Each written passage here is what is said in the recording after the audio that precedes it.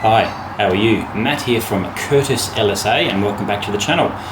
In today's video I'm just going to give old Beastie a bit of a clean, especially the brakes and the rims. I've got, you can see my finger there, it's looking pretty dirty. The weather outside isn't the greatest this weekend. It's supposed to be getting about 500 millimeters of rain over Saturday and Sunday, which is a bit unfortunate for a weekend. You know, weekends are meant for cruising and enjoying time with your mates. Alright, first question that I've actually been asked is actually to do a cold start on GTS. This is the first time that I've started it in about 2 weeks. So yeah, here's that actual cold start on my GTS.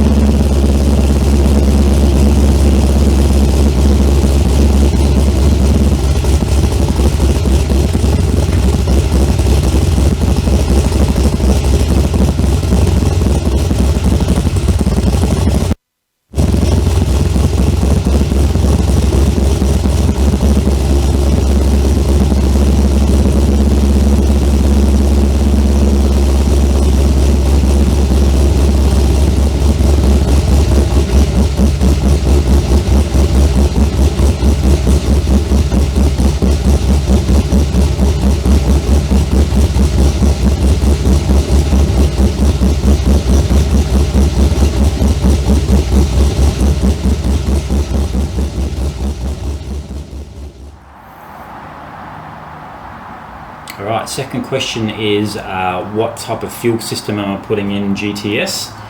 It's the Aftermarket Industries FS1000 system.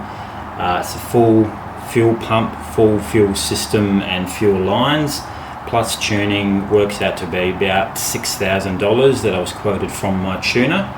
So yeah, it's still on a stock fuel pump on 700 horsepower, so that needs to be done pretty soon. I was going to do it 6 months ago, but I've had a couple of financial issues recently. I'm trying to save for a house. I'm actually renting at the moment. So yeah, so Aftermarket Industries FS1000 full fuel system pump fuel lines and a tune worked out to be about $6,000 fully fitted and tuned. So first rim at the front done. You can see no more brake dust there. Now the surface rust on the rotors is actually a good sign. It shows the rotors and the brakes aren't glazed over. So don't be stressed about that surface rust there. It's actually a good sign, as most people know that already. So let's get to the other side and do that one. So next question is someone purchased a Harrop AirPod. Now I actually fitted mine before I started YouTube, so I don't actually have a video on how to fit that. So I'll just pop the bonnet and I'll show you where you got to screw it down, fit it and mount it. It's quite easy. Most people could do it with just a couple of hand tools, spanner and a screwdriver and whatnot, but I'll just pop the bonnet and show you how you mount it.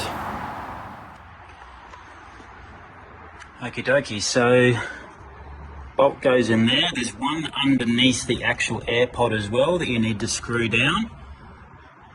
There it is right there. I don't know if you can see it, just in there possibly. Yeah, so there's two of those. Comes full with the full bolts and nuts as well out of the box. So you'd be mounting this in first and then you'd be putting in the AirPod, because you wouldn't be able to screw that down with the AirPod in place. Now taking this off is quite easy as well, where the throttle body is. So that all comes out from the old one. You've got to make sure you plug in these sensors here as well. They must go back in. So yeah, very simple and easy. It took me about an hour from memory to install this AirPod. So yeah, this will go in first. Then you'd mount your hose to your throttle body and then put your AirPod in last. But that's the final mounting position there. Comes with all the screws in here as well to mount this to that and that. Very simple and easy to do. Most people just need some elbow grease, a spanner and a screwdriver and about an hour to an hour and a half out of your time to fit it properly. Nothing better than hearing your supercharger whine more, because this will give it more whine. Right, next question was, am I ever going to go to summer nats? Yes, I will be. I'm planning on doing that this summer, so in about 10 months I think it is from here. It's currently March. Just need to get some accommodation booked, get the upgrades on old GTS, and then I'll head down there. I've never been before. I don't know anybody down that sort of lives that way, so trying to find accommodation might be a bit of an issue. But yes, definitely going either this year or next year when I get some time and some more upgrades on GTS. Alright, front wheel number 2 is clean. No more brake dust. Looking showroom quality again. Let's get to the rear of the car and get those ones clean. I might give the engine bay as well a nice clean. She's looking a little bit sort of dusty there, as you can see. Alright, next question is, am I ever going to upgrade the 1900 LSA supercharger? Yes, I will be. I'm looking at the 2650 Harrop LSA. I'll be keeping the stock standard LSA lid that's already on the 1900 supercharger there. Yes, I am aware there's a 3100 LSA that's out by Harrop as well, but I'm not going to bother with that amount of upgrade until the engine is rebuilt, possibly in the next couple of years time. So when I get an engine rebuild, I'll be putting on the 3100, but either towards the end of this year or early next year, I'll be putting the 2650 Harrop LSA blower on it. Alright, so a question that keeps coming up on the channel and also the Instagram page as well, and a couple on the Facebook page, is how does one in today's lifestyle with the stupid fuel taxes on fuel afford such a big V8 supercharged vehicle? I actually paid cash for this car, so the bank doesn't own it. So yes, I've had a few troll comments saying the bank owns this vehicle. It doesn't. I paid cash for this. I traded in my old SS Fantail Commodore. I didn't purchase it new. Here's actually a photo of me with the Fantail and also the GTS in one picture the day I picked my GTS up.